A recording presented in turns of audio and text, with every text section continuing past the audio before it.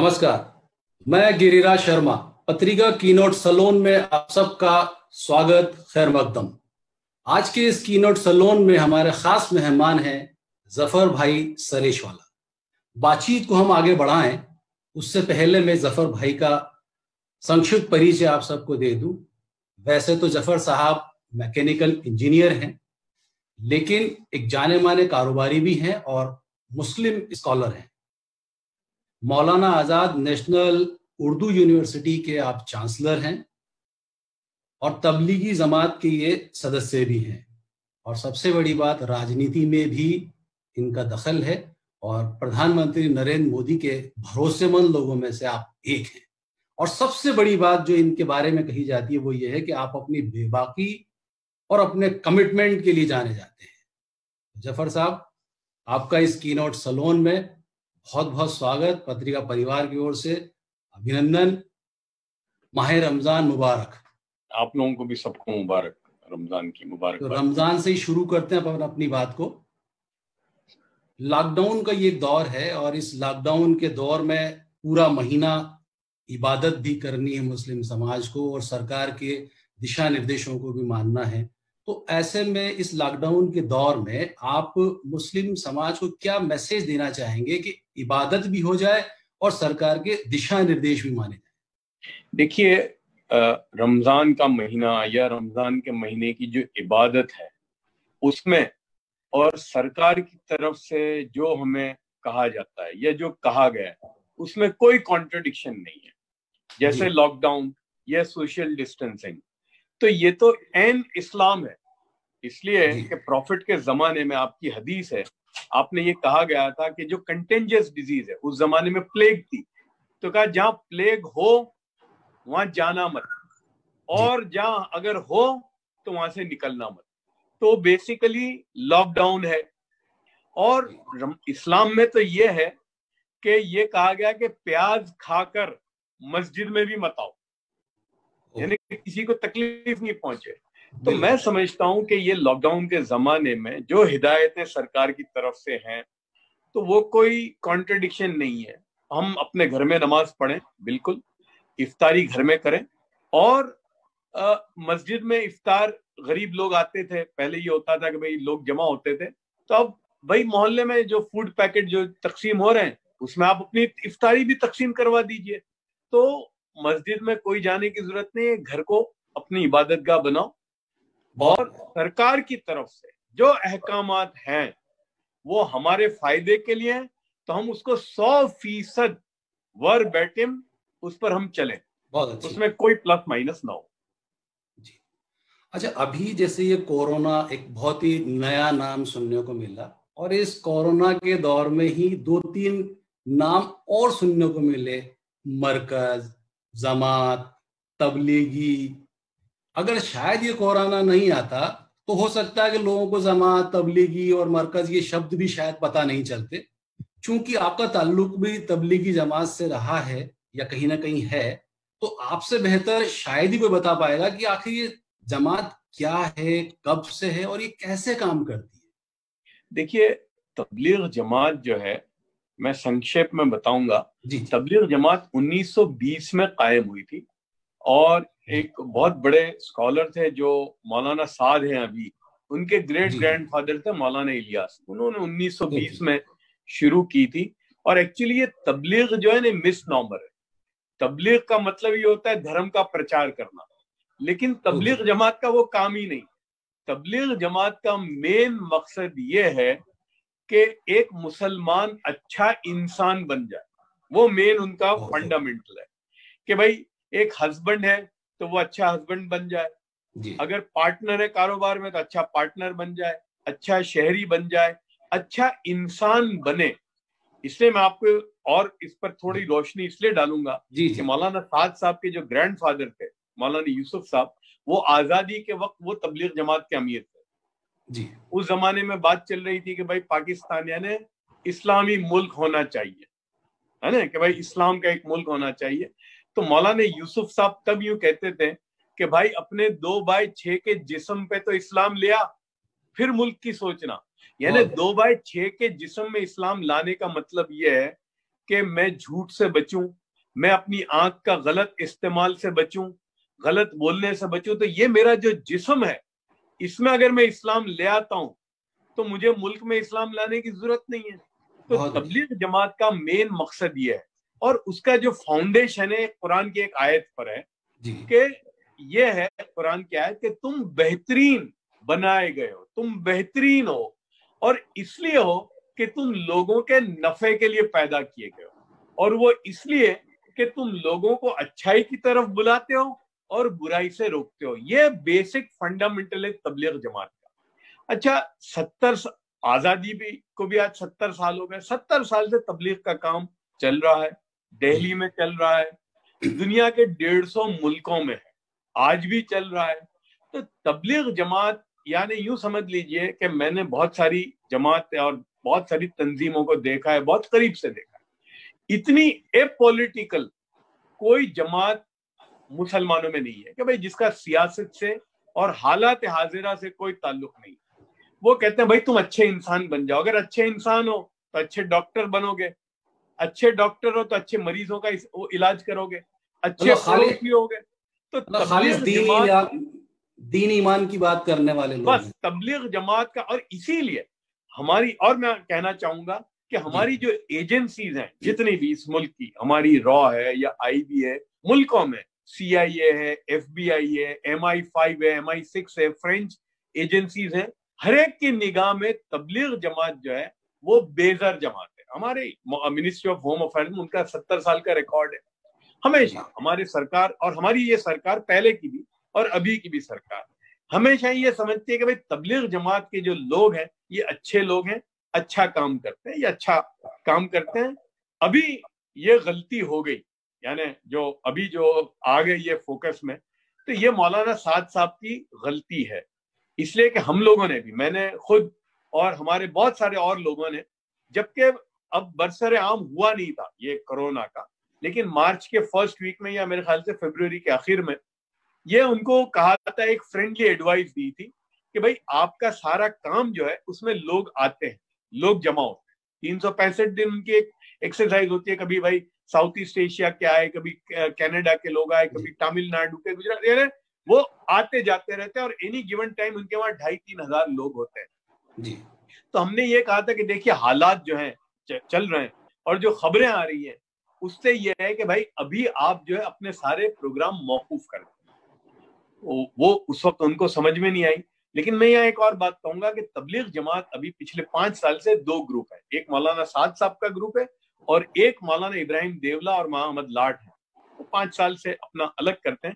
आज 60% वो ग्रुप के पास है। उनको भी यही हमने बात कही थी, उनका भी प्रोग्राम 15 से 20 मार्च को होने वाला था, जिसमें 3-4 हजार लोग आने वाले थे जी। तो उन्होंने 6 मार्च को अपनी शूरा, जो उनकी एग्जीक्यूटिव कमेटी को बुलाकर ये डिसीजन लिया कि भाई सारे प्रोग्राम अब जब तक हम नई कोई हिदायत नहीं था मौकूफ कर देते। तो उन्होंने अपने प्रोग्राम मौकूफ कर दिए। मौलाना साहब से ये गलती हो गई कि इन्होंने किया, और बड़ी गलती ये हुई कि इनके यहाँ ये प्रोग्राम जो था तमिलनाडु का जो बीना बनी, उसके पहले 10 और 15 मार्च के बीच में इनके यहाँ साउथ ईस्ट एशिया के लोगों का प्रोग्राम था, तो जिसमें मलेशिया, इंडोनेशिया, थाईलैंड, वियतनाम के लोग आए थे। तो इसीलिए हमें मालूम था कि ये होने वाला है, और वहां ऑलरेडी ये हो चुका था। तो हमने कहा कि अभी आप इसको रोक दें, वहां से भी कोई ना आए। लेकिन खैर वो आ गए थे लोग। अब जब इनको पता चला तो लॉकडाउन हो चुका था, इनके यहाँ 850 कम से कम बाहर के जो लोग थे। तो ये एक मैं समझता हूँ कि गलती मौलाना साद साहब से हुई, लेकिन बड़ी गलती जो हुई उसके बाद हुई कि भाई वो सामने आ जाते, अपनी गलती को मान लेते और अपने लोगों को जो हिदायत दे देते कि भाई जो लोग यहाँ आए थे, जो जहां पर हैं, वो अपना इलाज कराएं। तो ये मैं समझता हूँ कि मसला थम जाता। उनका सामने ना आना, उसने इसको और बढ़ाया। देखिए, मैं अपने दर्शकों को एक ये चीज बता दूं कि मैंने शुरू में एक बात कही थी कि जफर साहब अपनी बेबाकी और अपने कमिटमेंट के लिए जाने जाते हैं, और जफर साहब ने बहुत साफ गोई के साथ ये कहा है कि मौलाना साद से गलती हुई है। तो जफर साहब, ये आपने माना और सब भी मान रहे हैं इस चीज को कि मौलाना साद ने जो किया वो गलत किया, लेकिन ये एक जो लापरवाही या गलती है, ये पूरी कौम या यूं कहें कि पूरे देश को भारी पड़ रही है। देखिए, उर्दू का एक शेर है, लम्हों ने खता खाई, सदियों ने सजा पाई। और हमेशा एक बात होती है कि जितना बड़ा आदमी होता है या जितनी बड़ी संस्था होती है, वो जब गलती करते हैं तो उस गलती का भुगतान जो है वो भी बहुत जबरदस्त होता है, उसके रेमिफिकेशन बहुत जबरदस्त होते हैं।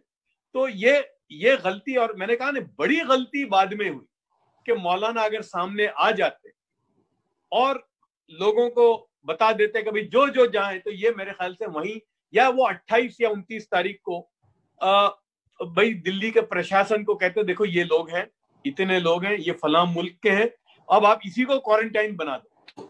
और आप इनका मैं यही रोक रहा हूं आपको, तो जब आपको ये सारी चीज लग रही है तो फिर आप मौलाना साद साहब से ये अपील क्यों नहीं करते कि भाई वो सामने आए, आप उनसे मांग करें कि भाई आप सामने आइए और जो तमाम कानूनी पहलू हैं उनको निपटाइए, आप ऐसी मांग क्यों नहीं करते? मैंने सबसे पहले मौलाना साद साहब को 29 तारीख को फोन किया जी। तो मौलाना फोन पे नहीं आए, लेकिन मौलाना का लड़का जो है मौलाना यूसुफ जी, वो थे, और मुझे बिल्कुल अंदाज आया कि मौलाना, इसलिए मैंने रात को फोन किया था तो मौलाना भी वहीं थे।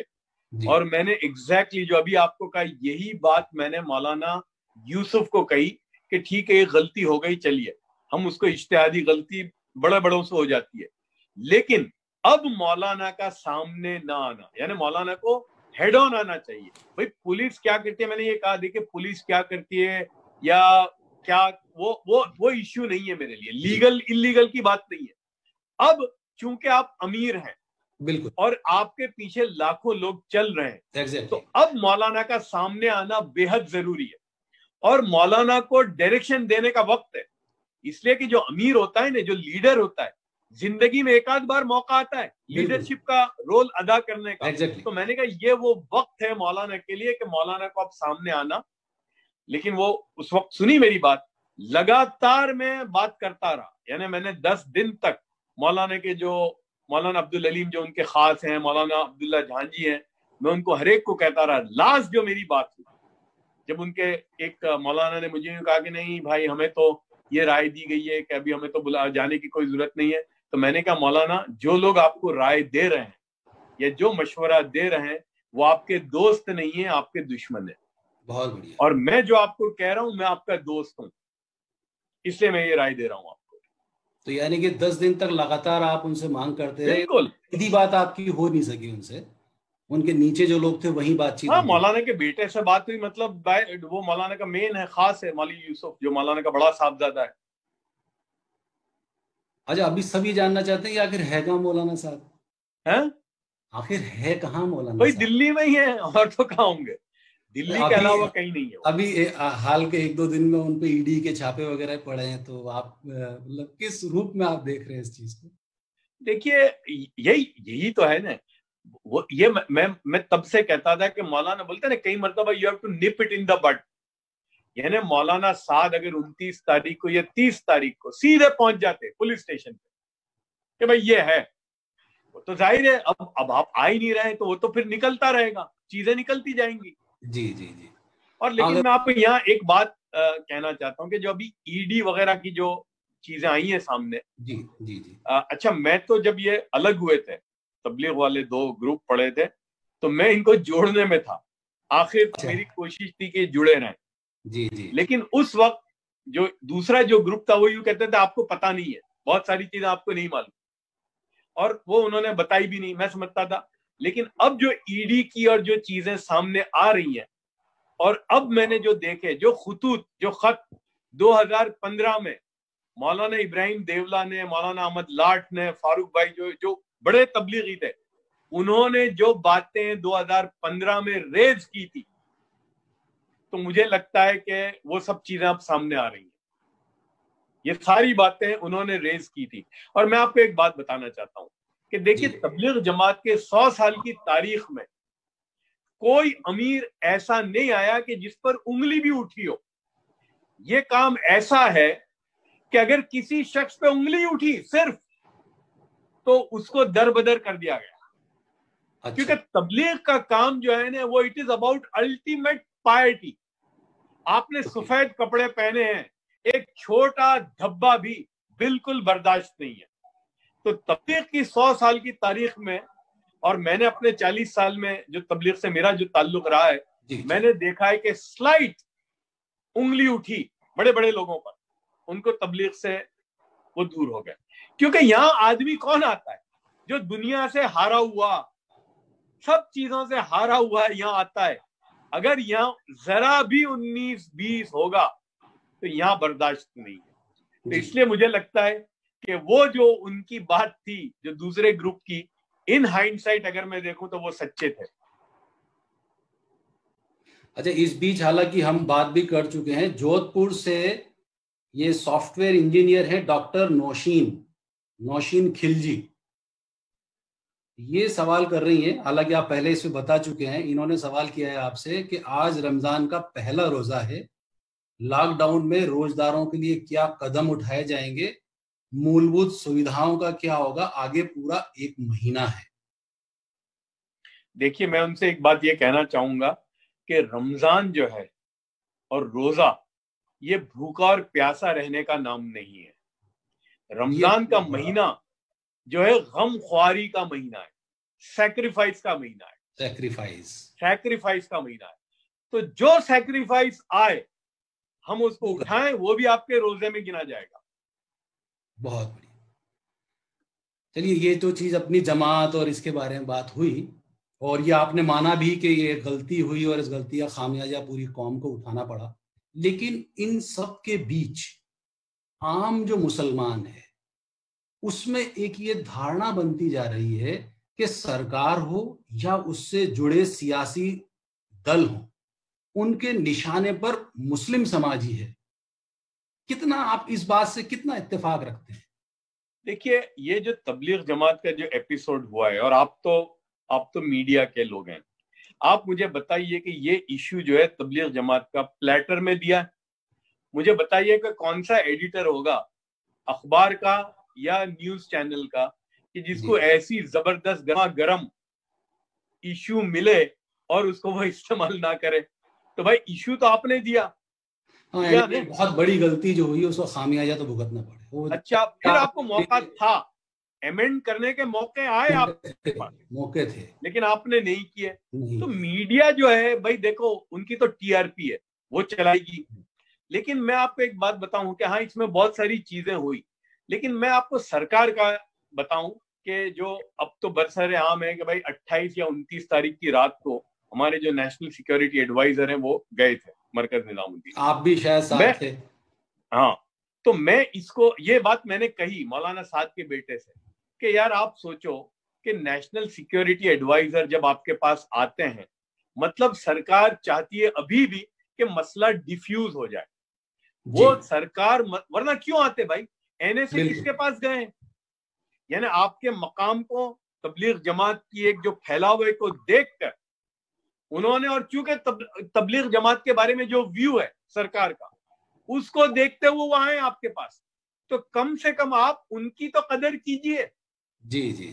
तो मैं समझता हूं कि देखिए, सरकार जो है वो कभी भी नहीं चाहेगी कि इस तरह का मामला तूल पकड़े। लेकिन हाँ, हुआ ये कि भाई फिर जो ट्विटर हैंडलों से जो मुसलमानों के खिलाफ और वो जो सारा चला, और फिर अरब वर्ल्ड में जो हुआ हमारे सामने है कि अरब दुनिया में इतने हिंदुस्तान में खतरनाक किस्म के राइट हुए, लोगों ने उसको जेनोसाइड और प्रोग्राम तक कहा, एनआरसी का किस्सा हुआ, सीए का मामला हुआ, लेकिन अरब वर्ल्ड जो है वो खामोश रही। इसलिए कि इसमें मोदी साहब का भी बड़ा रोल है। उन्होंने 6 साल में हिंदुस्तान की जो छवि को बनाया, लेकिन ये कुछ लोगों ने जो ट्विटर और इसके जरिए जो सारा जो कम्युनल वायरस को जो फैलाया, तो उसका ये हुआ कि जो अरब दुनिया खामोश थी अब तक, उन्होंने बोलना शुरू किया। तो हमारी सरकार बहुत जल्दी समझ गई, और प्राइम मिनिस्टर साहब का जो ट्वीट आया कि भाई ये वायरस जो है ये कोई देखता नहीं है, और हम लोग आपस में भाई हैं, हम लोग एक हैं, एक खानदान के हैं। उसके बाद यूएई के जो एम्बेसडर हैं इंडिया में, जो इंडिया के जो एम्बेसडर हैं यूएई में, उनको बोलना पड़ा। कतर के में हमारे जो एम्बेसडर उनको बोलना पड़ा, ओमान के, और आज अभी देखा कि हमारे जो फॉरेन मिनिस्टर हैं जयशंकर साहब, उन्होंने सऊदी अरब के फॉरेन मिनिस्टर से बात की, मोदी साहब ने खुद 9 सरबराहों से मुल्क के बात की, तो डैमेज कंट्रोल का काम हमारी सरकार ने किया। और मैं नहीं समझता कि देखिए सरकार ये चाहेगी, इसलिए कि एक अनीस जब होता है मुल्क में तो उसका नुकसान मुल्क को होता है। यानी जो लोग भी इसको हिंदू मुसलमान बना रहे हैं या जो कम्युनल वायरस को फैला रहे हैं, वो अल्टीमेटली मुल्क के दुश्मन है, इसलिए कि इसका नुकसान कोई मुसलमान को नहीं होगा, मुल्क को होगा। तो मैं समझता हूं कि सरकार ने इसको भांप लिया है और इसकी तरफ अपने इकदाम बढ़ाने शुरू किए। बहुत बढ़िया बात आपने कही है। अच्छा, अभी एक तरफ तो कोरोना, दूसरी तरफ ये कौम की बदनामी, मतलब मुस्लिम समाज के सामने एक बड़ी मुश्किल घड़ी आन खड़ी हुई है, तो इससे अब कैसे निपटा जाए? देखिए, मैं हमेशा कहा करता हूं कि नफरत का जवाब मोहब्बत से दो। आपकी मोहब्बत जो है ना, वो नफरत को खत्म कर देती है। आप देखो, बरसों की नफरत होती है दो खानदानों में, पड़ोसियों में, और एक की तरफ से मोहब्बत का इकदाम होता है, बरसों की नफरत खत्म हो जाती है कि नहीं होती?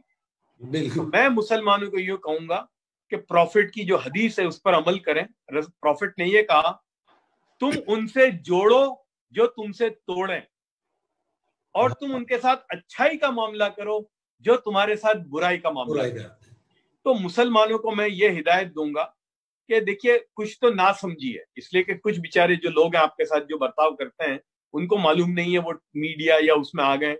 तुम उनके साथ अच्छाई का मामला करो। और ये मैंने तजुर्बा किया है 2002 के बाद गुजरात में। जिन लोगों ने हमारी दुकान जलाई थी, हमारी ऑफिसें जलाई थी, हमने जब भाई हो गया सब, मामला खत्म हो गया, राइट खत्म हो गए, सब रोजमर्रा की जिंदगी शुरू हो गई, तो हमने मोहब्बत का मामला उनके साथ शुरू किया। तो वो समझ में ही नहीं आ रहा था कि यार ये क्या हो। तो मैं समझता हूं कि नफरत का बेहतरीन इलाज जो है वो है मोहब्बत। यानी नफरत को मोहब्बत से ही खत्म किया जा सकेगा। अच्छा जफर साहब, अभी रमजान का महीना भी शुरू हुआ है और इस्लाम के 5 स्तंभ हैं, जितना मुझे जानकारी है, उनमें से एक ज़कात भी है।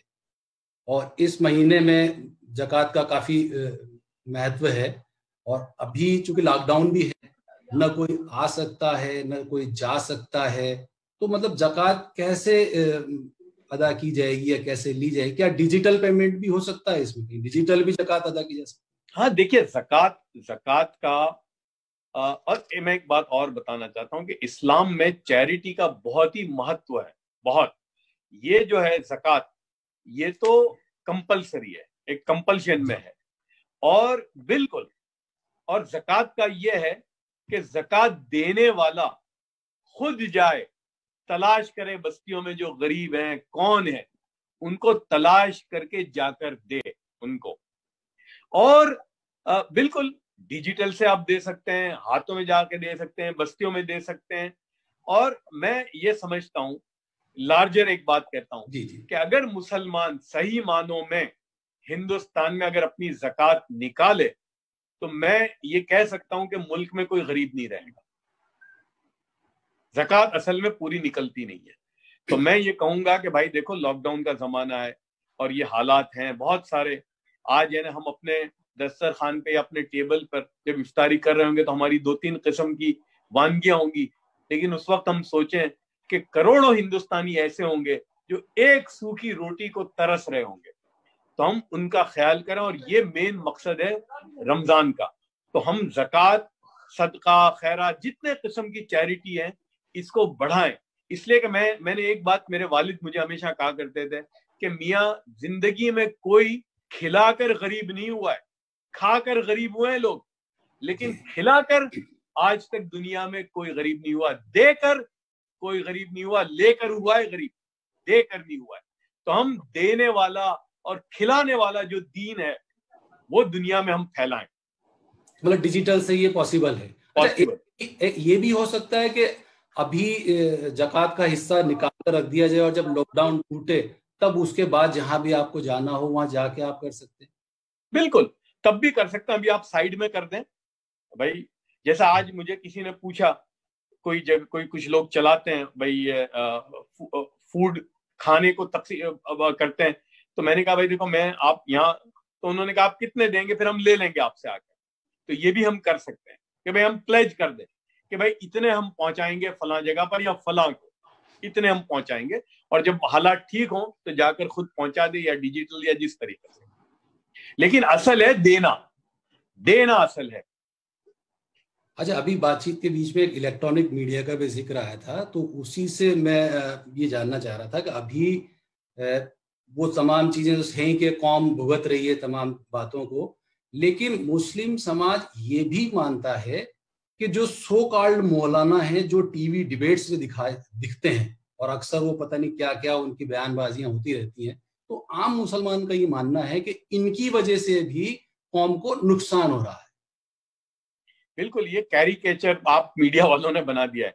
3 इंच की टोपी, 6 इंच की दाढ़ी, बड़े भाई का कुर्ता और छोटे भाई का पजामा, यानी इस्लाम को सिमट कर इस पे रख दिया ये लिबास पर। और वो बेचारे, और मैं उनके बारे में ज्यादा, लेकिन मैं जानता हूं अक्सर लोगों को, वो बेचारे ना मौलाना है ना उनको मजहब मालूम है, वो एक अच्छा एक कैरिकेचर है, मीडिया वालों को चाहिए। तो रोकेगा कौन? ये अब समाज में ये जो आवाजें निकली हैं अभी, तो मेरे ख्याल से अच्छा मैं तो कहता हूँ कितने मौलाना हूँ जिनको मैं जानता हूँ, भाई क्यों जाते हो आप, खामखा आप जाते हो, आपका जिस तरह से गद बनती है वहां पर, वो मीडिया वो चैनल वालों को चाहिए आप जैसे 2-4, और अब तो वो हर उनको मिल गए, ऐसे पंडित भी मिल गए उनको कि जो भगवा डाल के और बड़ा टीला लगा के। तो ये मजहब की जो दुकान है ना, ये बड़ी खतरनाक होती है। मजहब के नाम पे जब दुकान चलती है तो वो बड़ी खतरनाक होती है। अच्छा, इस बीच में मतलब मेरी कई लोगों से बात हुई थी, तो उनका सबका ये कहना था कि साहब ये कोरोना का दौर है, इस दौर में तो है ही है, लेकिन पिछले कुछ सालों में जो देश का मीडिया है, और देश के मीडिया में भी खासतौर से इलेक्ट्रॉनिक मीडिया, मुसलमानों के खिलाफ एक तरह का कैंपेन छेड़े हुए है कि ये लोग सीरियस नहीं है, देश के प्रति वफादार नहीं है, मतलब इस तरह की एक कैंपेनिंग इलेक्ट्रॉनिक मीडिया में चल रही है। तो आप इस आम धारणा से, एक आम मुसलमान की धारणा, इससे आप कितना इत्तेफाक रखते हैं, और मीडिया को आप क्या कहना चाहेंगे, खासतौर से इलेक्ट्रॉनिक मीडिया? देखिए मीडिया का तो ऐसा है कि उनका सब मामला टीआरपी पे चलता है उनका, इसलिए मैं मीडिया को कुछ कहना है इसलिए नहीं चाहता, लेकिन मैं मुसलमान समाज को कहना चाहता हूँ। देखिए प्रॉफिट ने एक चीज बताई कि जो बेहतरीन इबादत है वो ये है कि रात को सोते वक्त, जिसको कहा गया है मुहासिबा, यानी रात को सोने से पहले आदमी तन्हाई में हिसाब करे कि आज दिन भर मैंने कौन से अच्छे काम किए और कौन से गलत काम किए। तो मुसलमान जो है अपना, बोलते हैं ना, ये कोर्स करेक्शन, मैं समझता हूं कि ये कोरोना के जमाने में जो हुआ है, ये ऊपर वाले ने इनको एक कोर्स करेक्शन का वक्त दिया है। तो मुसलमान को संजीदगी सब सोचने की जरूरत है, इसलिए कि देखिए मैं अगर मुहासिबा, और बहुत रूथलेसली करना पड़ेगा मुझे जी। आदमी दुनिया को गलत बोल सकता है, लेकिन मेरा दिल जो है मुझे कभी गलत बात नहीं कहेगा। तो मैं अपनी जिंदगी में हिसाब लगाऊं कि भाई मुझसे क्या गलती हुई, कहां कहां हुई, तो ये वक्त है उसको ठीक करने का। तो अगर मैं मेरी गलती को सुधार दूं, अभी मीडिया को छोड़ दीजिए जी, ये इसमें 50% गलती मेरी है जी, यानी जब तक कि मैं ये नहीं मानूंगा कि मेरी कोई गलती ही नहीं है तो मैं सुधारने का मुझे मौका ही नहीं मिलेगा। तो मैं समझता हूं कि जो मेरे एंड पे जो ठीक करने की चीजें हैं मैं उसको करना शुरू कर दूं। भाई मेरे कैरेक्टर बिल्डिंग की बात है, उसको मैं कहां तक ले जा सकता हूं, मेरा एजुकेशन का लेवल। देखिए आज मुस्लिम समाज को आप ले लीजिए, हम कहते हैं कि यार हमको नौकरी नहीं मिलती, ये नहीं मिलती। हमने जब हिसाब लगाया तो मुसलमानों में जो ग्रेजुएशन जो है लेवल वो 8% है, 8% है सिर्फ। अब आप मुझे बताइए कि जो कौम 8% ग्रेजुएट हो वो कौन से जॉब मार्केट में आ सकती है। तो मैं समझता हूं कि मीडिया, और इसको तो अभी हम रख दें साइड पर, और हम अपना हिसाब लगाएं कि मेरे से कहां कहां गलतियां हुई हैं और मैं आज से उनको ठीक करने का क्या कर सकता हूं। ये आपने बहुत अच्छी बात कही, ये करेक्शन का मौका दिया है कुदरत ने, अपनी गलतियों से सीखें, ये आपने बहुत अच्छी बात कही। अच्छा, इस बीच मुझे मैसेज मिल रहे हैं कि आप चूंकि पॉलिटिक्स में भी इन्वॉल्व हैं, तो कुछ सवाल आपसे पॉलिटिक्स से भी रिलेटेड कर लिए जाए। तो माना यह जाता है कि आप मोदी सरकार का एक मुस्लिम चेहरा है, और आप कभी मोदी विरोधी हुआ करते थे और आज मोदी के आज आप बड़े समर्थक हैं। तो ये विरोध और समर्थन, इसका मतलब आधार क्या है? देखिए, पहली बात तो मैं मोदी सरकार का कोई मुस्लिम फेस नहीं हूं, इसलिए कि मैं सरकार में हूं नहीं। लोग मानते हैं ऐसा, मैं नहीं कह रहा, लोग मानते हैं, लोग मानते हैं। बहरहाल देखिए, हमने तो मोदी साहब के साथ लड़ाई लड़ी थी जबरदस्त। हम उनको इंटरनेशनल कोर्ट ऑफ जस्टिस में लेकर गए थे। मोदी साहब पे जो अमेरिका का वीजा जो रिजेक्ट हुआ था, वो मेरी पिटीशन पे हुआ था। जी हाँ। मैंने कॉलिन पॉवेल को हैंड डिलीवर्ड पिटीशन दी थी, जिसमें मोदी साहब का वीजा रिजेक्ट हुआ था बाद में। लेकिन और मैं उस जमाने में इंग्लैंड में था। मैंने इनके खिलाफ जो पूरी दुनिया में चलाया था, पूरी है ना, इंग्लैंड में, अमेरिका में इनके खिलाफ पूरा एक चलाया था। लेकिन एक वक्त मैंने सोचा कि यार, मैं तो हिंदुस्तानी हूँ, मैं इंग्लैंड में हूँ, ठीक है, मैं तो यहाँ आया हूँ, लेकिन मुझे तो जाना है, मेरा मुल्क हिंदुस्तान है और मुझे वहीं रहना है। और ये जो डेमोग्राफी है हिंदुस्तान की, कि भाई मुसलमान 15 या 17% जो है, तो वो इतना ही रहने वाला है, इसमें कोई चेंज नहीं होगा, और मेरा मुल्क जो है वो हिंदुस्तानी रहेगा। मैं यहाँ जो इंग्लैंड में हूँ, तो वो मुझे यहाँ भी मुसलमान की तरह नहीं देखते, मुझे एशियन देखते हैं। यू आर एशियन, यानी इंडियन भी नहीं। इसलिए कि वहां तो इंग्लैंड में तो पाकिस्तानी और बांग्लादेशी भी हिंदुस्तानी एक हो गए, क्योंकि वो तो एक ही खाने में डालते हैं आपको। हाँ, वो एशियन हो।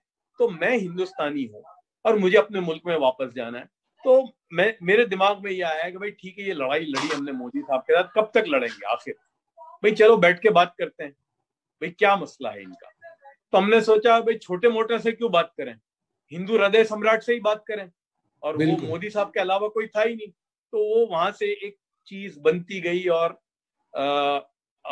महेश भट्ट भी उसमें इन्वॉल्व थे, और उनका भी ये कहना था कि नहीं, मिलना चाहिए। और वही मैं हमेशा कहता हूँ कि भाई देखिए, बातचीत बहुत इंपॉर्टेंट होती है। बिल्कुल। इसलिए कि हमारे बहुत सारी चीजें एक दिमाग में होती है, लेकिन जब हम आदमी से बात करते हैं तो काफी चीजों का चीजें खत्म हो जाती है। तो हमने सोचा बात क्यों ना करें इनसे। तो सबकी तरफ से ये राय आई कि नहीं, बात तो करनी चाहिए। फिर अब कैसे हुल बेल द कैट, तो महेश भट्ट साहब ने तब कहा, ये 2003 की बात है, जी हाँ, कि भाई मेरे दोस्त हैं रजत शर्मा, जो मोदी साहब के भी दोस्त हैं, मेरे भी दोस्त हैं, मैं उनसे बात करता हूँ। तो रजत शर्मा से उन्होंने बात की, फिर रजत शर्मा ने मोदी से बात की। मोदी साहब ने मेरे बारे में जो भी, हालांकि मैंने लड़ाई लड़ी थी उनके साथ, to be fair to him, है ना, और मैंने उनको बड़ा नुकसान पहुंचाया वीजा के, जो सारा जो कुछ भी किया, वो जो दुनिया जानती है। वो इंग्लैंड आ रहे थे उस जमाने में, ये 2003 अगस्त की बात है जी। तो भाई चलो मिलते हैं। तो हमारी जो बैक एंड फोर्थ चलता रहता था ईमेल के जरिए। फिर एक वक्त आया कि भाई ठीक है, मोदी साहब भी तैयार हो गए मिलने के लिए, और हमारी शर्तें थी कि हम आपसे तन्हाई में मिलेंगे, यानी किसी प्रोग्राम में नहीं आएंगे, हम तन्हाई में मिलेंगे। तो मोदी साहब हमारी सारी बातों पर तैयार हो गए, और मुझे अभी तक याद है 17 अगस्त 2003 सेंट जेम्स कोर्ट में 5 बजे हमारी मोदी साहब से मुलाकात हुई। हम लोग 3 लोग थे, और नो होल्ड्स बार थी, यानी उसमें कोई इसलिए के बंद कमरे में बात थी, और मोदी साहब ने हमारी 2.5 घंटे तक बात सुनी। क्या बात है, 2.5 घंटे। और हमने हर बात उनके सामने खोल कर, यानी कि भाई मुसलमानों के साथ आपने डिस्क्रिमिनेशन किया, कैंपों में जो आप बोले, मतलब हर बात, कोई ऐसी बात नहीं थी कि जो हमने मोदी साहब जो कुछ मन में था वो सारा आपने उनके सामने बयान कर, सब चीज रेज की। और अच्छा, मैं आपको 2 बातें कहना चाहता हूँ, इसलिए कि वो बहुत इंपॉर्टेंट है। मोदी साहब से जब हम मिले तो हमने कहा कि सर 2 बातें आपसे पूछना चाहते हैं, अगर आप उसका जवाब दें उसके बाद हम बात आप आगे चलाएं। तो मेरा पहला सवाल ये था कि सर आप 5 करोड़ गुजराती की बात करते हैं। अगर आपको याद हो, उस जमाने में मोदी साहब 5 करोड़ गुजराती, बाद में 6 करोड़ गुजराती बोलते थे, अब तो 135 करोड़ हिंदुस्तानी बोलते हैं।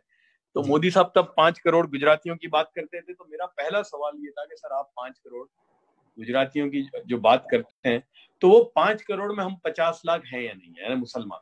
आप 5 करोड़ की बात करते हैं, उसमें हम है। इस पर मोदी ने कि तुम मेरे हो, यानी ये 50 लाख भी मेरे हैं, उस पर मोदी ने मुझे 20 मिनट तक लेक्चर दिया, पहला। फिर मैंने कहा कि सर आपके पास कितना वक्त है हमारे लिए, इसलिए कि हम तो भाई कभी भी चीफ मिनिस्टरों से मिले थे, तो वो एक मेमोरेंडम लेके जाओ, वो ले लेते हैं, रख देते हैं, 2-3 मिनट से ज्यादा तो मिलती नहीं है। तो मोदी साहब ने कहा जब तक तुम्हारी बातें खत्म ना हो जाए तब तक। ये बात और बोले जो बोल। और मुझे याद है कि सारे इंडस्ट्रियलिस्ट थे, इसलिए कि वो वाइब्रेंट गुजरात की समिट के लिए आए थे। तो मुझे याद है हमारे गौतम अडानी साहब घड़ी देखते थे, इसलिए कि भाई ये है ना कि ये लोग मिलने आए तो बहुत बहुत आधा घंटा होगा या 20 मिनट बात करेंगे। अब हमारी बात 1 घंटा हो गया, तो घड़ी देख रहे थे, तो मोदी साहब ने कहा बैठियो, अभी कहीं नहीं जाना, अभी इनके साथ। तो हमने सारी बातें की। अच्छा, फिर जब बातें खत्म हो गई तो आखिर में, इसलिए कहना जरूरी है, लोग मुझे पूछते हैं, तो आखिर में मुझे मोदी साहब ने ये कहा कि भाई चलो बताओ अभी क्या प्रॉब्लम है मुसलमानों का, कौन सी दरगाह मुसलमानों की हिंदुओं के कब्जे में, कब्रिस्तान या मस्जिद हिंदुओं के कब्जे में, कौन है जिनको भाई गवर्नमेंट की तरफ से वो नहीं मिला है, कंपनसेशन नहीं मिला है। तो मैंने कहा सर हम तो ऐसे ही आए थे, हमें क्या मालूम, हमारे पास तो कोई डिटेल नहीं है। तो मोदी साहब ने कागज पे नंबर लिखा और फिर कहा ये मेरा नंबर है, मोदी 24/7 अवेलेबल है। और कहा कि यार मुझे वोट मत दो, ये उनका वर्ड थे, मुझे वोट मत दो, चीफ मिनिस्टर तो तुम्हारा भी हूं भाई, मुझसे अपना काम करा के तो जांचो, काम तो करवाओ। तो बहरहाल ये, और उसके बाद तो जो हम पर मुसीबत आई, मुझे 1100 हेट मेल आए और जो भी हुआ, मेरे ख्याल से 2-3 महीने के बाद मैं लंदन जा रहा था वेस्ट यॉर्कशायर से, तो जेब में ये नंबर निकला। तो मैंने कहा यार ये पता नहीं इन्होंने दिया है, लाओ ट्राई करते हैं। आज तक किसी चीफ मिनिस्टर ने हमारा फोन उठाया नहीं है। तो मैंने ऐसे ही गाड़ी में से ही फोन किया नंबर पे, तो उनके दफ्तर में फोन उठाया, तो मैंने कहा कौन है क्या है, तो मैंने कहा भाई मैं ये जफर सरेश वाला बोल रहा हूँ। तो उन्होंने मेरी डिटेल ली और फिर कहा ठीक है बात। मैंने कहा नहीं, मुझे मोदी साहब से ही बात करनी है। ठीक है। मैं समझता हूँ कि 1.5 या 2 घंटे में मोदी साहब का फोन है, और सीधा क्या कहा, पहला, यार तूने तो कमाल देर कर दी, तेरे को नंबर तो मैंने अगस्त में दिया था, तूने नवंबर कर दी मुझे फोन करने में। और फिर कहा यार सब बात छोड़, फोन पे बात नहीं होती, यहाँ आते कब होते। तो मैंने कहा सर मुझे तो आपकी पुलिस इंतजार में, पर्सोना नॉन ग्रेटा हूँ, गिरफ्तारी का वारंट निकला हुआ है। तो कहा नहीं तो मुझे बताओ कब आओगे। तो फिर मैं भी लड़ के, हम भी लड़ाई लड़ी थी, जा नहीं सकते थे, तो मैं गया और वहां से हमारा एक राब्ता शुरू हुआ। तो मैं almost I became a bridge between the community and Modi. तो उस जमाने में इंग्लैंड रहता था, लोग मुझे इंग्लैंड फोन करते थे, मैं इनको फोन करता था और काम होते थे। कोई भी मसला मुसलमानों का आता था, सड़क बनाने का, मतलब सैकड़ों मसले होते थे। और फिर एक दिन मोदी साहब ने मुझे कहा यार अंग्रेजों की गुलामी कब तक करोगे मियाँ, तुम्हारी जरूरत हमको यहाँ है। तो मैंने कहा सर मैं तो आऊंगा, तो आपके यहाँ तो कानून है, मुसलमान तो जमीन भी नहीं ले सकता बहुत सारे इलाकों में। बोले तुम आओ। मैं आया और फिर उन्होंने मुझे गुजरात का मैप दिया और बोले बताओ कहाँ करनी। तो बहरहाल मैं 2005 में आया और हमारा उनके साथ, तो हमने उनसे बड़े काम करवाए। तो ये एक दोस्ती हुई और फिर वो चलती गई और चल पड़ा।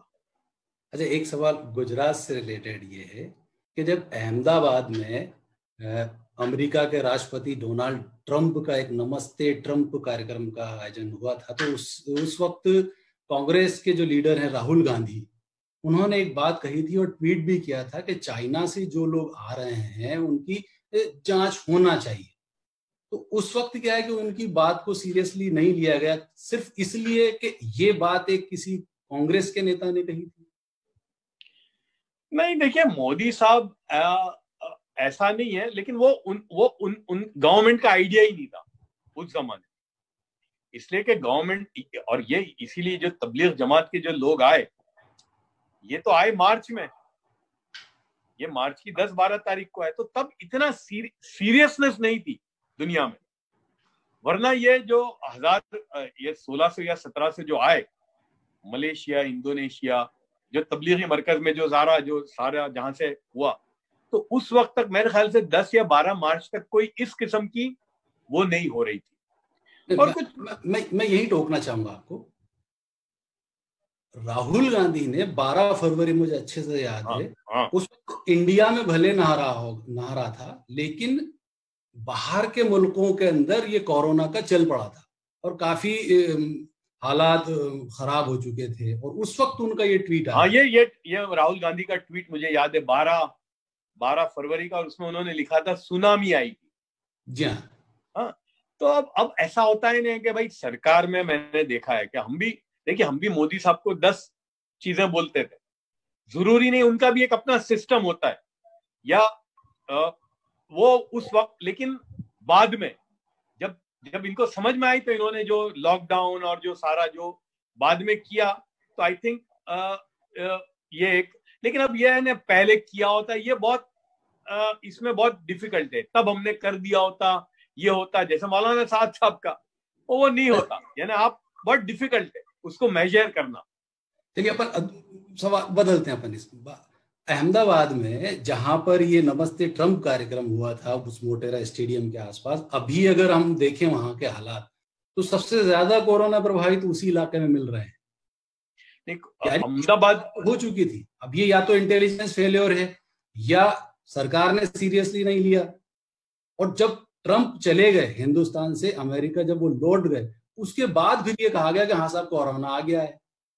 नहीं, इसलिए देखिए क्योंकि गुजरात में चाइनीज कंपनीज बहुत हैं, गुजरात में जी, जापानीज कंपनीज हैं बहुत पहले से, इसलिए इवैक्यूएशन भी हुआ है जापानीज और चाइनीज का हुआ यहाँ से जी। तो ये हाँ कह सकते हैं कि कहीं ना कहीं एक चूक हुई होगी ये, बिल्कुल। इसलिए कि चाइनीज, मुझे याद है कि चाइना का बड़ा इन्वेस्टमेंट है गुजरात में और उनकी पोर्ट ऑफ एंट्री जो है वो अहमदाबाद ही है, इसलिए कि हालोल में बहुत बड़ी गाड़ी की फैक्ट्री है, जीप बनती है चाइना की, और उसके अलावा अहमदाबाद के आसपास में भी चाइनीज जापानीज इनका बड़ा इन्वेस्टमेंट है।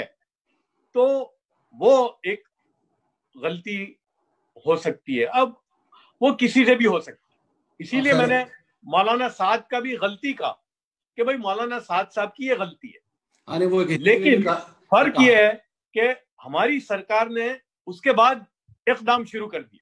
हाँ, वो हिंदी में भी ये कहावत है कि बीती ताही बिसार दे आगे की सुध ले, यानी जो बीत गया सो बीत गया, अब आगे को संभालते हैं। इसीलिए मैंने मौलाना साद साहब को ये कहा था कि भाई जो गलती हो गई छोड़ दीजिए, भाई वो छोड़ दीजिए, अब जो है आप 1 2 3 ये कदम उठाइए।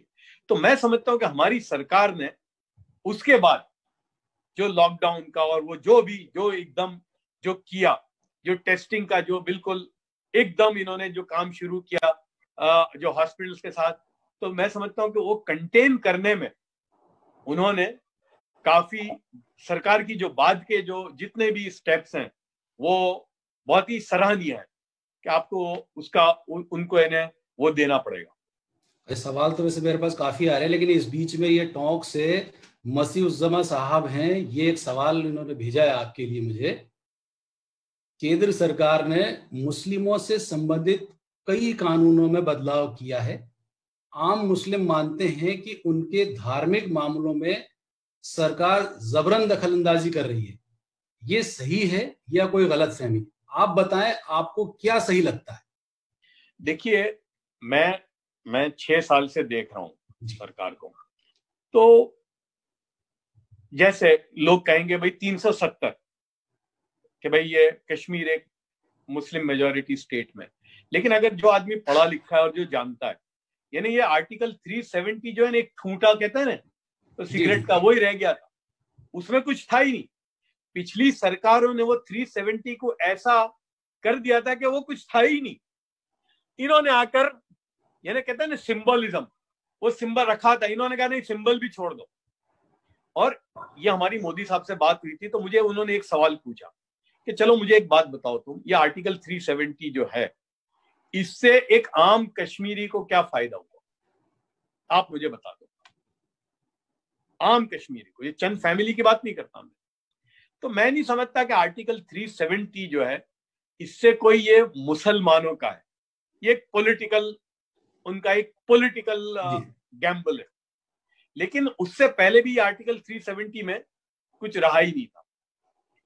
दूसरा, आप सीए को लेकर कहेंगे, तो देखिए मैं अगर उस जमाने में अपने आप देखा होगा, और मैंने डायरेक्ट टॉप लेवल पे भी बात की कि सर हमारे लिए सीए प्रॉब्लम नहीं है। यानी अगर आप भाई पाकिस्तान, बांग्लादेश या अफगानिस्तान से जो परसिक्यूटेड हिंदू जो है, अगर आप उसको यहाँ पर इज्जत की जिंदगी दे रहे हैं, तो हम मुसलमानों को उससे कोई एतराज नहीं। और हम भी जानते हैं कि भाई पाकिस्तान से कौन मुसलमान हिंदुस्तान आएगा, या बांग्लादेश से कौन, वो हिंदू ही आएगा। तो अगर आप, तो मुझे पूछा टॉप लेवल पे, तो फिर आपको प्रॉब्लम क्या है? मैंने कहा सर प्रॉब्लम सीए से नहीं है, एनआरसी से। तो उनका अभी एनआरसी तो आया नहीं है। मैंने कहा आया नहीं है, लेकिन आपके लोग जो है इस तरह से बोल रहे हैं और वो एक भय का वातावरण डाल रहे हैं। और उससे ये सामने एक बात आ रही है कि भाई एनआरसी के लिए कठघरे में सिर्फ मुसलमान को खड़ा होना है। अब ये सही है या गलत है सर, हमें नहीं मालूम। इसलिए आपकी जिम्मेदारी है कि इसके मामले में आपको आश्वस्त करने की जरूरत है जी। ये बात हमने कही थी। रही बात अभी कोरोना जो आया है सामने, उसमें तो कहीं भी ऐसा कोई मामला सामने नहीं आया कि भाई कि कोई ऐसी चीज हो। अब देखिए, पार्टी के जो लोग होते हैं वो होते हैं इस तरह की बातें करते हैं, लेकिन सरकार में, इसलिए मैं मुसलमानों को ये कहता हूं कि देखिए आप सुने किसकी। अगर ये सरकार है फॉर एग्जांपल, तो आप नरेंद्र मोदी साहब, अमित शाह, राजनाथ सिंह, पीयूष गोयल या रविशंकर प्रसाद, ये 5-7 लोग हैं, ये इंपॉर्टेंट है। बाकी तो उनको 272 चाहिए रबर स्टैम्प, उनकी कोई हैसियत होती नहीं है। उनको वो बोलते रहते हैं, बोले, हमें उनकी बातों को ज्यादा ध्यान देने की जरूरत नहीं है, हमको डायरेक्ट। और इसलिए मैं एक बात फिर कहना चाहता हूं कि मुसलमान समाज में से, सिविल सोसाइटी में से एक ग्रुप ऐसा हो जो सरकार से हमेशा डायरेक्ट बातचीत में रहे, जो हमने गुजरात में जो मॉडल अपनाया, ये यहाँ मुसलमानों के सिविल सोसाइटी में से सियासी लोग नहीं, वो उनको करने की जरूरत है। तो क्या दिल्ली में भी ऐसा कोई ग्रुप बनाया जा रहा है? बनना, देखिए है या नहीं है, लेकिन बनना चाहिए। एक ग्रुप ऐसा होना चाहिए कि जो सरकार से हमेशा बातचीत कर रहा हो, अपने मसले में डायरेक्ट सरकार के सामने रखो और डिस्कशन करो, बात करो। तो आप ऐसी कोई पहल करना चाहेंगे? भाई किसी को तो आगे आना होगा। अगर लोग समझते हैं तो मैं समझता हूँ कि एक ग्रुप होना चाहिए और वो हर सरकार के साथ बातचीत होनी चाहिए। देखिए, मैंने जो सरकारों को देखा है, गुजरात में मोदी साहब को 12 साल देखा, 6 साल से देखा। सरकार जब बन जाती है, देखिए पार्टी अलग होती है, वो उनको वहां पहुंचने के लिए वो अपना सारा इस्तेमाल करते हैं, लेकिन एक बार जब सरकार बन जाती है ना, तो वो सरकार जो है ना, वो हिंदुओं के मोहब्बत में होती है, ना मुसलमानों की दुश्मनी में होती है। वो पूरे सरकार जो देश की सरकार, वो सबकी है। यहाँ पर ये इसी से जुड़ा हुआ एक सवाल आपसे ये जानना चाहूंगा मैं कि अगर हम इंडियन पॉलिटिक्स पर अगर नजर डालें और खासतौर से सामाजिक और आर्थिक क्षेत्र में अगर मुस्लिमों की बात करी जाए, तो एक नेतृत्वहीनता कहीं ना कहीं दिखती है और उससे लगता है कि मुस्लिम कहीं ना कहीं इंडियन पॉलिटिक्स में कहीं ना कहीं हाशिए पे है। और शायद, मतलब हो सकता है मैं गलत हूं, लेकिन इसकी एक वजह यह भी हो सकती है कि धार्मिक कारणों से जो है मुस्लिम किसी एक नेतृत्व को शायद कभी स्वीकार नहीं करते। इसका जवाब मुझे मोदी साहब ने दिया था 2013 में। हाँ, मुझे कहा देखो तुम्हारी प्रॉब्लम क्या है। बोले मुसलमानों का लीडर कौन? तो लालू प्रसाद। मुसलमानों का लीडर कौन? ये मोदी साहब के वर्ड है। जी जी जी। मुसलमानों का लीडर तो बोले मुलायम सिंह यादव। मुसलमानों का लीडर तो आपकी ममता। बोले ये पॉलिटिकल जो party, Congress party for example, ये पॉलिटिकल जो पार्टीज थी, इन्होंने मुसलमान किसी लीडर को उभरने ही नहीं दिया कभी भी।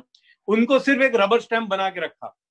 हर पार्टी का एक सलमान खुर्शीद होता है कि भाई उसका काम इतना ही है बस।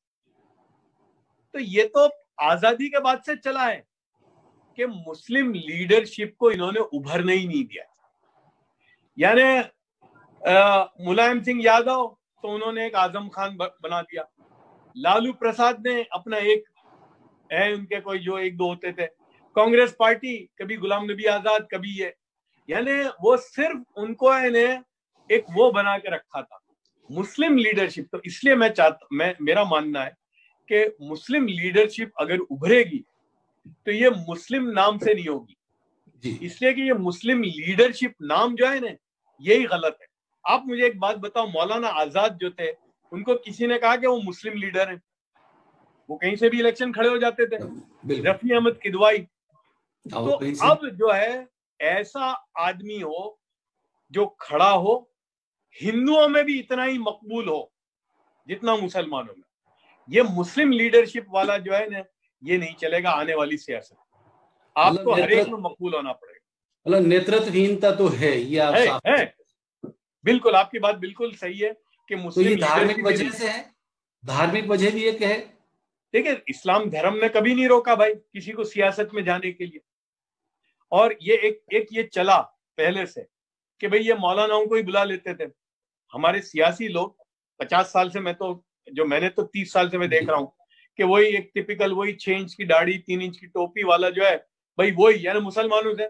लेकिन मुसलमान कौम कोई इनके साथ नहीं है, बड़ा कौम है भाई। मुसलमानों में साइंटिस्ट हैं, डॉक्टर्स हैं, इंजीनियर्स हैं, चांसलर हैं, यूनिवर्सिटी के वाइस चांसलर हैं। तो ये अनफॉर्चुनेटली ये हुआ। तो मैं समझता हूं कि अब जो मुसलमान, इसीलिए मैंने कहा नहीं, ये कोर्स करेक्शन का वक्त है। अब मुसलमान नौजवान जो हैं उनको उभर के आना पड़ेगा और उनको मकबूलियत हिंदुओं में भी और हर मजहब के लोगों में अपनी मकबूलियत पैदा करनी पड़ेगी। अच्छा, आपको क्या ऐसा लगता है कि 2-5 ये लोग मुस्लिम कौम को नेतृत्व दे सकते हैं? ऐसे कोई नाम आप लेना चाहें? नहीं है यानी अभी इतना, लेकिन नाम वो नहीं हो लेना सकता है चाहेंगे? नाम तो भाई यूं लगेगा फिर किसी का नाम लो मैं दबाव भी नहीं डाल रहा, मैं दबाव भी नहीं डाल रहा। नहीं, लेकिन जो मुसलमान हैं अभी जो पॉलिटिकल पार्टी में भी, उनको मैं ये कहूंगा कि उनको अब आगे बढ़ना पड़ेगा। ये मुस्लिम सेंट्रिक पार्टी जो है वो नहीं चलेगी जी। आपको ब्रॉड बेस करना पड़ेगा। और हो सकता है आपका नाम मुसलमान हो बस। भाई मौलाना आजाद थे, इस्लामिक स्कॉलर थे, लेकिन कभी किसी ने उनको ये नहीं कहा वो मुस्लिम लीडर। आपको लीडरशिप वही होगा कि जो हर मजहब में मकबूलियत हो। तो जो हैं भी उनको मैं चाहूंगा कि वो अपने दायरे को बढ़ाएं।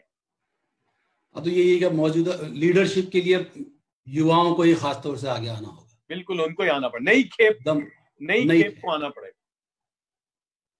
अच्छा जफर साहब, आपने कुछ साल पहले शेयर बाजार में ऐसे शेयर लेने या उनके कारोबार में उतरने की बात कही थी जो इस्लामिक नजरिए से सही हो।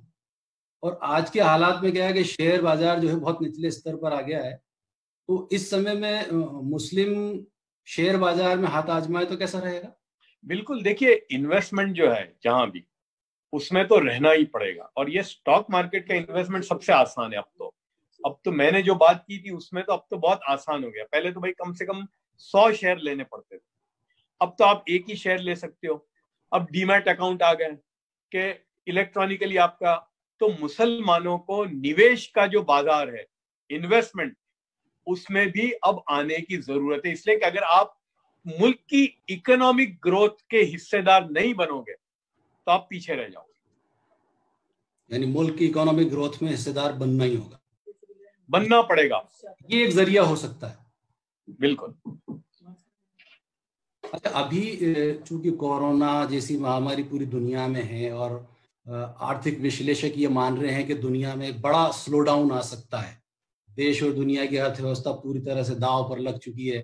तो ऐसे में मुस्लिम समाज के युवाओं, खासतौर से लड़के लड़कियां, उनको आप क्या संदेश देना चाहेंगे कि आज के दौर में वो अपनी सामाजिक और आर्थिक स्थिति को मजबूत कर सके?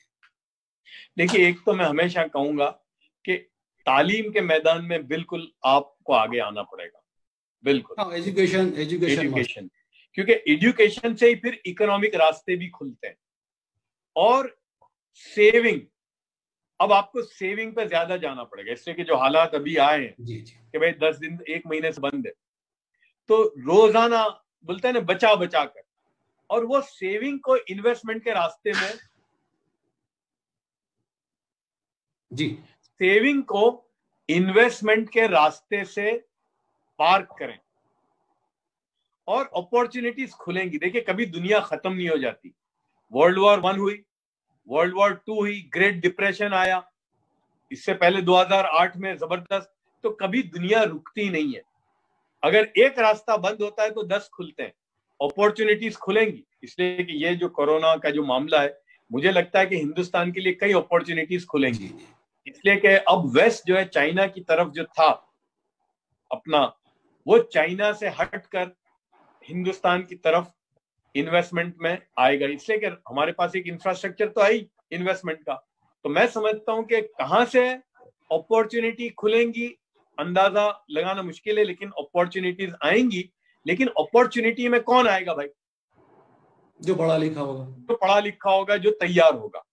बिल्कुल। तो इसलिए आपको पढ़ाई के अंदर और जो स्किल है, एक तो स्किल जो है वो, और हमारे यहाँ मुल्क में ये प्रॉब्लम ही है कि हमारे यहाँ स्किल, हमारे जो लेबर जो है ना वो भी अनस्किल्ड है। तो आपको कोई ऐसा स्किल पकड़कर उसमें नंबर 1 बनना पड़ेगा। अच्छा, चलते चलते चूंकि वक्त का तकाजा है, 2-3 सवाल और ले लेता हूं मैं। इस्लाम के बारे में एक तरफ तो ये कहा जाता है कि इस्लाम का जो मूल आधार है वो शांति, सद्भाव, भाईचारा, ये इस ऐसा कहा जाता है और ऐसा हमने सुना भी है, पढ़ा भी है। लेकिन अगर हम दुनिया के जो दूसरे मुल्क हैं उन पे अगर नजर डालें तो वहां पे आज पूरी तरह से अशांति, युद्ध, आपसी संघर्ष, आतंकवाद, हिंसा, मतलब मारकाट मची पड़ी है।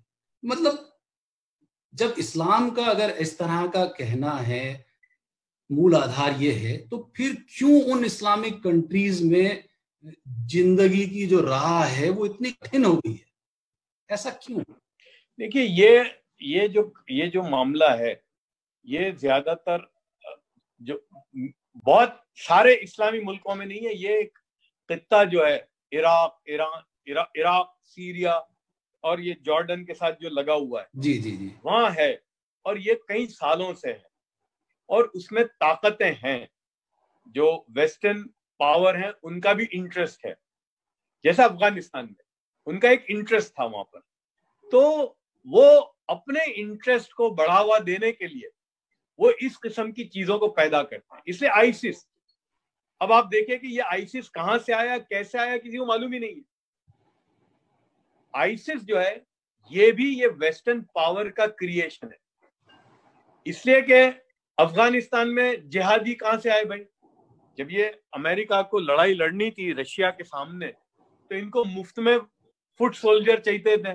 तो उस जमाने में इन्होंने ये मदरसों में जिहाद का, और जो कभी हमने तो सुना ही नहीं था, ये कंसेप्ट को लाए, क्योंकि मुफ्त के फुट सोल्जर उनको मिल रहे थे। तो इसलिए ये सजागता पैदा करना, ये भी मुस्लिम समाज की जिम्मेदारी जी, कि भाई ऐसा कैसे है कि आपके यहाँ लोग आकर इस तरह का काम करते हैं।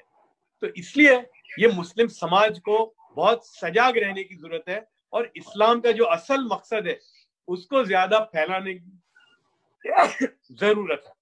अच्छा, एक आखिरी सवाल जी, अभी इस कोरोना से जंग में या कोरोना से निपटने के लिए जो केंद्र सरकार की जो परफॉर्मेंस है उस पर आप क्या कहना चाहेंगे? क्या केंद्र की? केंद्र सरकार अभी जो इस कोरोना जैसी महामारी से निपटने जो सब कर रही है, तमाम कोशिशें जो है, उस पर मतलब उनकी क्या परफॉर्मेंस है अभी, उस पर आप कोई टिप्पणी करना चाहेंगे? भाई देखिए, मेरा मानना यह है कि सरकार की तरफ से जो चीजें आए हमें उसको बिल्कुल मानना चाहिए। इसलिए कि देखिए, सरकार जो है बैठी ऊपर वेंटेज पोजीशन पे, उनको जो दिख रहा है वो हमको नहीं दिख रहा, उनके सामने सारी चीजें।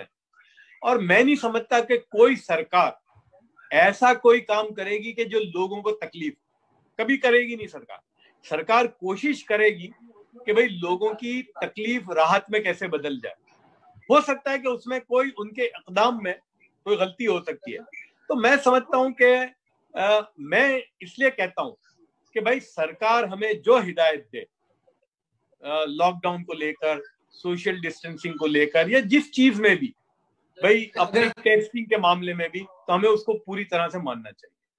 अगर आपको एक आम नागरिक की हैसियत से अगर ये पूछा जाए कि आप केंद्र को 10 में से अगर नंबर देना हो तो कितना देंगे? मैं 8 तो दूंगा, 8 नंबर। 8 नंबर इन्होंने, हाँ। अच्छा, अब मैं ये नहीं पूछूंगा कि 2 कहाँ चले गए। नहीं, वो थोड़ी 2 इसलिए कि वो गलती जो शुरू, अच्छा और जल्दी शुरू कर दिया होता। अच्छा, अपना वक्त का तकाजा है, चलते चलते मैं आपसे गुजारिश करूंगा कि अगर कोई चीज आप कहना चाहते हैं, सोसाइटी को कोई मैसेज आप देना चाहते हैं, तो प्लीज आप 2 मिनट का टाइम आपके पास है, आप अपना मैसेज दे सकते हैं। देखिए, मेरा सबसे पहले मैसेज जो है कि अभी जो सरकार की तरफ से, प्रशासन की तरफ से जो हिदायतें आती हैं, हम उनको पूरी तरह से माने।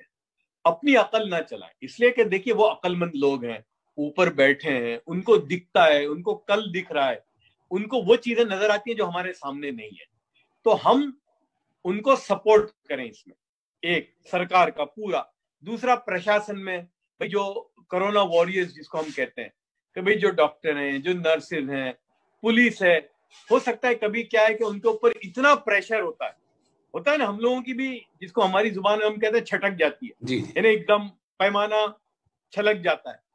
तो हो सकता है कि भाई डॉक्टरों से, उनसे, नर्सों से, तो हम उनको उस पर्सपेक्टिव में लें और उनके साथ अच्छा व्यवहार करें, इसलिए कि ये सब जो लोग हैं ये आपकी फलाह और महबूदी के लिए, आपको नफा पहुंचाने के लिए, तो आप उनके साथ नरमी का मामला करें, उनके साथ शुक्रगुजारी का मामला करें और सरकार के हर इकदाम में हम उनको सपोर्ट करें। और एक जो बात है कि जो वक्त है अभी, बहुत सारे लोग जो है गरीबी की उसमें आ गए हैं, यानी जिनके बारे में हम सोच नहीं सकते थे। तो हमारे को जो खुदा ने, जो भगवान ने, ऊपर वाले ने जो दिया है, उसमें से थोड़ा हम पार्ट करें उन लोगों के लिए, तो मैं समझता हूं कि ये बहुत बड़ा काम हो जाएगा। बहुत बहुत शुक्रिया जफर साहब। दर्शकों से मैं कहना चाहूंगा कि अभी आप सुन रहे थे जफर भाई सरेशवाला को, जिन्होंने जमात, जकात, कोरोना, कम्युनलिज्म, इन पर बहुत बेबाकी के साथ अपनी राय रखी। तो एक बार फिर बहुत बहुत शुक्रिया जफर साहब आपका कि आपने वक्त निकाला पत्रिका के पाठकों के लिए, पत्रिका के दर्शकों के लिए। बहुत बहुत शुक्रिया आपका। Thank you so much. दीजिए दर्शकों से इजाजत। कोरोना कीनोट सलोन, पत्रिका कीनोट सलोन में एक बार फिर आपसे मिलेंगे नए गेस्ट के साथ। तब तक आप बने रहिए पत्रिका के साथ। धन्यवाद।